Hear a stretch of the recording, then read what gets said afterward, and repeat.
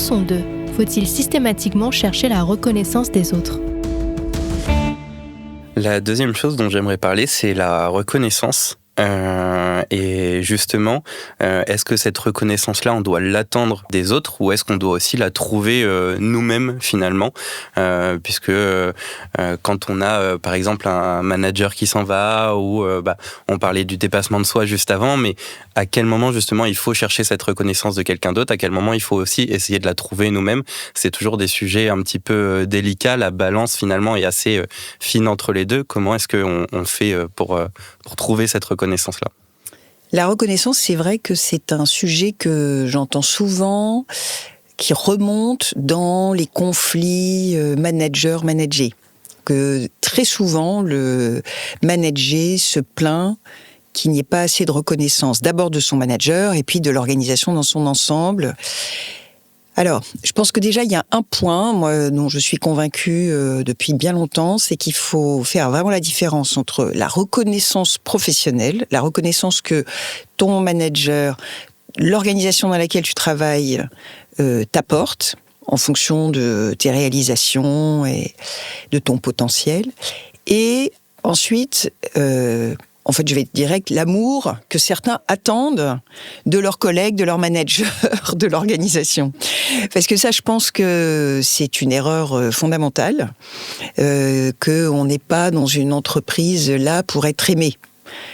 L'amour, c'est bien un autre sujet de bien d'autres podcasts d'ailleurs sur lesquels je pense ne pas du tout être compétente. En tout cas, nous ne sommes pas là aujourd'hui pour en discuter, qui est passionnant, mais que j'ai souvent constaté chez beaucoup de personnes et peut-être des plus jeunes dans les organisations, mais des gens plus expérimentés peuvent le cacher sous d'autres mots.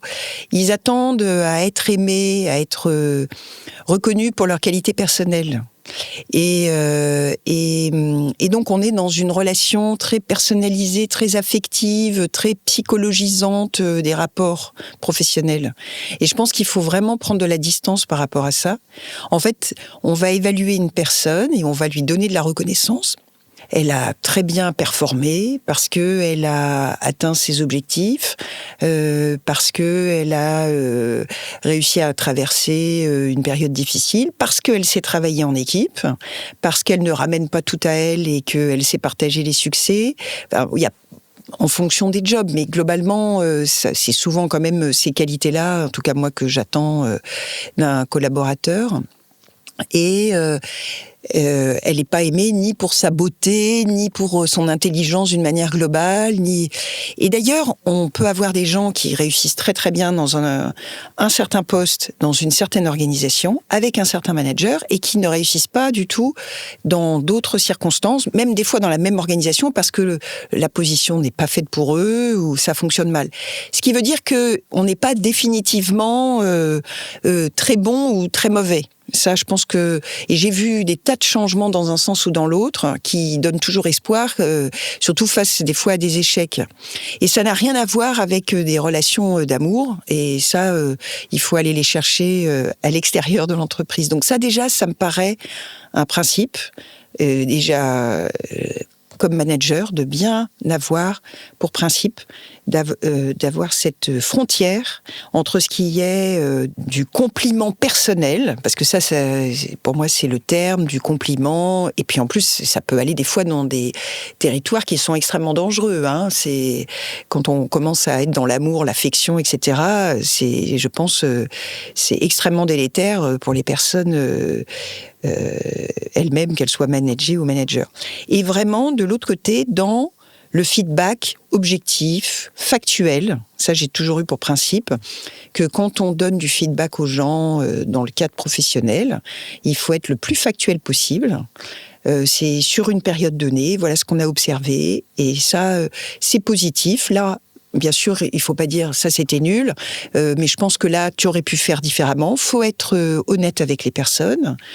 Et de respecter la personne en tant que telle, de pas du tout aller sur le territoire personnel, mais de rester sur qu'est-ce qui a été fait, quelles sont les réalisations. Après, il y a la question aussi des comportement, parce que le savoir-être est aussi important que le savoir-faire, parce que si on n'a pas le bon savoir-être, on va dysfonctionner avec le reste de l'organisation. En fait, un génie qui ne sait pas travailler avec les autres, il va avoir du mal dans une organisation. Donc il faut toujours qu'il y ait une volonté, une recherche du travail collectif, par exemple. Alors il y en a qui savent tout de suite naturellement, puis qui s'adaptent. Et puis il y a beaucoup d'autres qualités comportementales, on va dire, relationnelles, qui aident ou qui facilitent le travail en équipe. L'écoute, la reconnaissance. Pour le coup, la reconnaissance du travail des autres, ne pas s'approprier. Et ça, il y a des moyens objectifs de montrer que certains savent très bien le faire et d'autres pas. Donc je pense qu'il faut aller sur des faits assez précis, s'il le faut, et toujours rester dans le factuel et dans le professionnel. Ça me paraît absolument fondamental. Alors maintenant, c'est vrai qu'il y a des managers qui ne savent pas reconnaître, et il y a des cultures d'entreprise des fois aussi qui ne savent pas vraiment reconnaître les collaborateurs. Et des collaborateurs qui sont beaucoup en demande. Donc ça encore, je pense qu'il faut arriver à développer soi-même, et avec l'expérience, plus on a de succès, plus on peut se dire, j'ai su faire ça la dernière fois, j'ai eu des bons retours, je dois savoir faire cette fois-ci. Dans la grande majorité des cas, je reste optimiste, la majorité des organisations savent dire merci, et les managers aussi. Après, on peut avoir un manager qui a beaucoup de mal à reconnaître, qui tire la couverture à lui ou à elle, des organisations très dures où vraiment, et ça j'en ai connu, où on ne sait pas passer du temps à ça. Et là, c'est vrai qu'il faut trouver les ressources en soi-même pour ne pas se sentir soi-même remis en cause, essayer de garder sa ligne et faire remonter les points. Alors, c'est vrai que aussi, j'ai vu des fois des managers qui savaient évoluer quand les managers leur disaient. Voilà, donc il faut toujours faire un effort en tant que manager, d'aller dire à son manager les soucis qu'on a. S'il veut vraiment rien entendre, après, il faut se poser des questions.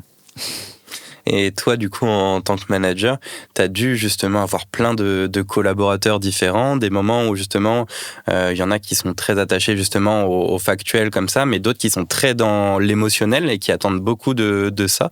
Comment toi, tu gères justement aussi ce genre de personnes, si on doit essayer d'éviter finalement de rentrer sur ce côté émotionnel pour, avec des personnes qui le sont beaucoup, éviter de trop rentrer justement là-dessus? Ouais. Alors moi déjà, je reconnais que en tant que manager, j'ai amélioré justement ce sujet de la reconnaissance des collaborateurs avec le temps. J'avais tendance à des fois, en fait, appliquer aux autres un peu ce que j'attendais moi-même, qui était, je veux qu'on le reconnaisse, mais il faut pas que ça dure trop longtemps non plus. Et je voulais passer après tout de suite à la prochaine étape, on va dire. J'avais pas besoin d'un temps très important. Et je me suis rendu compte qu'il y a des personnes qui sont beaucoup plus dans l'attente, comme tu le dis. Donc j'ai dû moi-même pas mal faire évoluer ma façon de faire. Alors ensuite, tu connais maintenant les organisations, on est quand même tourné vers l'efficience, on va pas pouvoir déverser des éloges sans arrêt, surtout qu'en plus, il reste quand même une grande variété d'attentes. Et donc, ceux qui sont, comme tu les décrivais, beaucoup dans l'émotionnel et les attentes et beaucoup de commentaires positifs, sont en général des gens qui demandent beaucoup à l'organisation et qui peuvent un peu épuiser les managers. Donc je pense que là, ça aussi, c'est un peu comme tout à l'heure, question des limites, je vais peut-être me répéter un peu à chaque fois, mais je pense que il faut savoir aussi poser des limites dans les attentes et les demandes de reconnaissance. Et si on a dit plusieurs fois oui, c'était très bien à l'ensemble du groupe, mais qu'il y a certains collaborateurs surtout en général, il y en a un qui trouve que ça ne suffit jamais et qu'il doit recevoir quelque chose de particulier, de personnalisé. Enfin bon, là, je pense qu'il faut avoir en effet une attitude assez ferme à un moment. Voilà, je te l'ai dit, tu as fait partie du groupe, je l'ai dit, je te le redis toi en tant que membre du groupe, mais il faut surtout pas trop sombrer dans une personnalisation de la reconnaissance qui risque en fait de rendre plus compliqué les prochaines activités, les prochains projets, parce que il pourrait y avoir une attente qui a été un petit peu trop exacerbée et encouragée. Donc il faut toujours aussi, avec ce type de personnes, imaginer comment cela pourrait évoluer de manière un peu négative pour l'ensemble de l'équipe. Donc il faut vraiment poser des limites. Super, ouais, je comprends bien que les limites, c'est quand même aussi un enjeu important de savoir justement en poser un peu dans tous les cadres. Et toi, personnellement, surtout sur des postes à très grosse responsabilité, comment est-ce que toi, tu trouves de la reconnaissance justement ? Comment est-ce que tu arrives à trouver de la reconnaissance des autres ou même de toi-même ? Parce que je pense que c'est aussi plus compliqué forcément quand on a des postes comme ceci. C'est une très bonne question parce qu'en fait, moi j'ai toujours eu l'image depuis un moment que j'avais un moteur en fait en moi qui me menait, qui me faisait avancer et je n'attendais pas une reconnaissance énorme de mon manager par exemple en tant que personne parce que pour revenir à ce que je te disais tout à l'heure, parce que je considérais que ce qui était important, c'était le résultat de ce que je faisais. Et là, pour le coup, j'ai eu des fois des managers qui ne le reconnaissaient pas du tout, qui en plus ne le valorisaient pas. Et pour moi, c'était toujours un résultat collectif. Alors surtout quand on devient manager et qu'on a une équipe, je trouvais que c'était le travail de cette équipe qui devait être valorisé. Maintenant, aujourd'hui, moi, dans mon job de General Manager, de DG, ce qui est pour moi la plus grande reconnaissance, c'est d'avoir le lancement d'un produit qui est bien réussi. Dans notre secteur du médicament éthique, le remboursement d'un médicament qui permet aux patients français d'avoir accès à ce médicament, c'est d'avoir mené un projet avec les autorités d'évolution par exemple, l'accès précoce. J'ai beaucoup travaillé dessus depuis des années au travers du LEM, avec les pouvoirs publics. Pour moi, ça, c'était une vraie satisfaction qui est le résultat d'un travail collectif. Et donc ça, je trouvais ça formidable. Donc c'est plutôt maintenant des résultats collectifs qui me font plaisir. Et du coup, la reconnaissance, ça va un peu aussi avec la légitimité. Et souvent, surtout en début de carrière, on nous dit oui, mais t'es peut-être trop jeune pour ce poste-là, ou t'as pas encore l'expérience pour aller sur telle chose ou telle chose. Comment nous, en tout cas, on pourrait justement essayer d'asseoir notre légitimité, ou est-ce que, en tout cas, t'aurais un conseil justement pour nous, pour éviter qu'on puisse nous dire tout le temps, bah oui, mais là, t'as pas l'âge pour faire telle chose, ou t'es pas forcément légitime pour faire ceci. Alors, je te rassure, ça a toujours été le cas. Hein. Je veux dire, le conflit entre les générations fait que la vieille génération, je vais l'appeler comme ça, comme elle se sent un peu poussée, elle a une certaine tendance, alors suivant les personnes, à dévaloriser le jeune, à lui dire faut attendre. Bon, c'est humain, on va dire. Et puis moi, j'ai commencé à travailler très très jeune, et c'est vrai que je l'ai tout à fait ressenti, ça. Et alors, en plus, c'était quand même à une période où être jeune, c'était déjà pas simple, mais alors en plus une femme. Donc là, je peux t'assurer que là, les choses ont plutôt changé dans le bon sens. Mais je suis consciente que pour les jeunes, il y a toujours cette difficulté et qui conduit certains de ma génération à avoir des discours très négatifs du genre les jeunes ne savent pas travailler, ne veulent pas travailler. Bon. Donc je pense que c'est complètement contre-productif déjà. En général, ça énerve les jeunes. Donc on peut être sûr que si, au cas où ils n'y auraient pas réfléchi, ils vont se mettre à avoir le comportement contradictoire correspondant. Donc ça, j'ai jamais adhéré à ça. Après, je pense que il faut à chaque génération chaque génération a en fait des attentes, certainement qui sont peut-être les mêmes au fil des générations, mais qui sont en tout cas verbalisées de manière très différente, et qu'il faut savoir trouver en fait les bons mots et trouver cette connexion avec les jeunes. Et je trouve que c'est quelque chose qu'il faut écouter. Par exemple, la crédibilité, tu utilisais ce terme de crédibilité que je trouve intéressant. La crédibilité, on n'attend pas la même chose de quelqu'un qui démarre et qui a 5 ans d'expérience, d'un chef de produit, ce n'est pas la même que celle du directeur marketing ou du general manager. Donc, la crédibilité, elle se forme.